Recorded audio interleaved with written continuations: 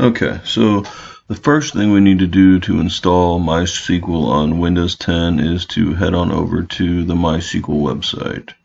We're going to go to Downloads. We're going to go down to the bottom here. We're going to find MySQL Community GPL Downloads. We're going to pick MySQL Installer for Windows. We're going to go ahead and pick the regular installer MSI, download,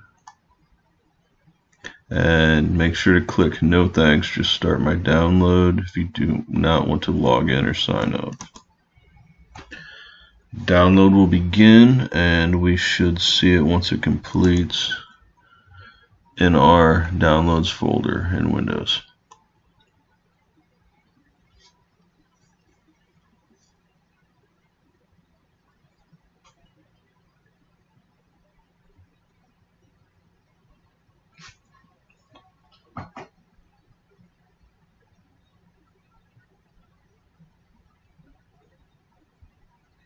Okay, it completed, so we can go ahead and double click on here to run it.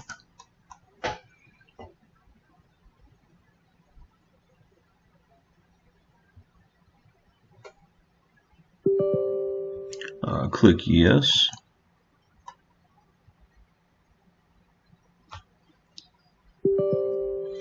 Click yes again.